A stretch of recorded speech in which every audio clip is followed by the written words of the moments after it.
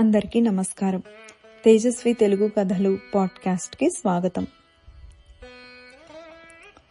ఈరోజు మనం చెప్పుకోబోయే ఈ అనుభవం స్టోరీస్ ఆఫ్ మహాపెరియవ పరమాచార్య అనే పేజ్ నుంచి స్వీకరించబడినది. సేకరించిన వారు ఆది మహేష్ గారు. ఈ అనుభవం పేరు పసిబిడ్డ చేసిన పాదపూజ.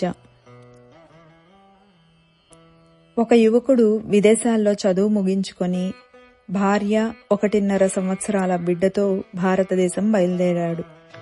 యువ దంపతులకు పరమాచార్య వారి పట్ల అత్యంత భక్తి. ఆ దంపతులు భారతదేశంలో అడుగుపెట్టగానే వారి స్వస్థలం బంధువులను కలిసే ముందు కంచికి వచ్చి అక్కడ పరమాచార్య స్వామి వారి పాదపూజ చెయ్యాలని వారి సంకల్పం. వారు ఇంగ్లాండ్ నుంచి చెన్నై చేరుకొని అక్కడి నుంచి నేరుగా కంచి శ్రీమఠానికి వచ్చి మేనేజర్ను కలిశారు. ఆ దంపతులు, మేనేజర్ గారు, మేము ఇంగ్లాండ్ నుంచి వచ్చాము. దేశంలో అడుగుపెట్టగానే ముందుగా ఇక్కడికి వచ్చి స్వామివారి పాదపూజ చేసి తరువాత మాత్రమే మిగిలిన పనులు చేసుకోవాలని వచ్చాము అని అన్నారు. అందుకు మేనేజర్ గారు, మీరు చాలా శ్రమ కోర్చి ఇక్కడికి వచ్చారు. కానీ మఠ సంప్రదాయం ప్రకారం విదేశీయానం చేసిన వారు ప్రాయశ్చిత్తం చేసుకుంటేనే పాదపూజకు అర్హులు. అందువల్ల మీరు పాదపూజకు అర్హులు కారు.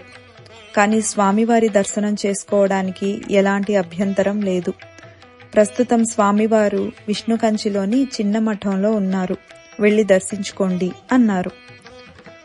వారు తమకు పాదపూజార్హత లేదని విని చాలా బాధపడి దర్శనం చేసుకోవడానికి విష్ణు కంచికి వెళ్లారు. స్వామివారిని దర్శించుకొని వారి కోరికను వెలిబుచ్చారు. ఎన్నో వేల మైళ్లు ప్రయాణించి స్వస్థలం బంధుజనాన్ని కాదని వచ్చిన యువ దంపతుల భక్తికి స్వామివారి హృదయం కరిగిపోయింది. కానీ పీఠాధిపతిగా పీఠ సంప్రదాయాలను ఉల్లంఘించకూడదు. అలాగని ఎంతో భక్తితో వచ్చిన ఆ దంపతుల కోరికను అపార కరుణా సింధుం అని కీర్తించబడే స్వామివారు ఎలా నెరవేరుస్తారో అని అక్కడ వేచి ఉన్న భక్తులు ఆతృతతో ఎదురుచూస్తున్నారు. అప్పుడు స్వామివారు శిష్యుణ్ణి పిలిచి, మఠంలో పూర్వకాలం నుంచి పాదపూజ అంటే ఆదిశంకరుల పాదుకలకు మాత్రమే పూజ చేస్తారు. ఆ నియమాన్ని ఉల్లంఘించకుండా వారి పాదుకలకు బదులుగా నా పాదుకలు ఉంచి పూజ చేయించండి. విదేశాల నుండి వచ్చిన దంపతులు పూజకు అనర్హులు కాబట్టి వారి పాప చేత పూజ చేయించండి అన్నారు. అందుకు శిష్యుడు, పాప చాలా చిన్నది పెరియవా, పూజ చేయలేదు అన్నాడు. బదులుగా స్వామివారు, మంచిది, పాపను తల్లి ఒళ్ళో కూర్చోపెట్టుకొని పాప చేత్తో పూజ చేయించమను అన్నారు. పాప విదేశంలో పుట్టి స్వదేశం వచ్చింది. దోషం లేదు, ధర్మాన్ని అతిక్రమించలేదు. దంపతులను నిరాశపరచకుండా స్వామివారి తీర్పు చూశారుగా. మనుస్మృతి ప్రకారం ఆచారైశ్చైవ సాధూనాం ఆత్మనః తుష్టిరేవచ అంటే ఆచారాలు ఆత్మానందానికి అవసరమైన చిత్త సంస్కారాన్ని కలిగిస్తాయి. అందువల్ల స్వామివారు ఆచారాన్ని గౌరవించారు.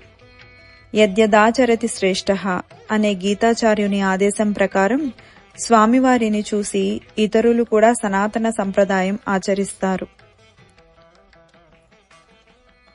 అపార కరుణా సింధుం జ్ఞానదం శాంతరూపిణం శ్రీ చంద్రశేఖర గురుం ప్రణమామి ముదాన్వహం. స్వస్తి.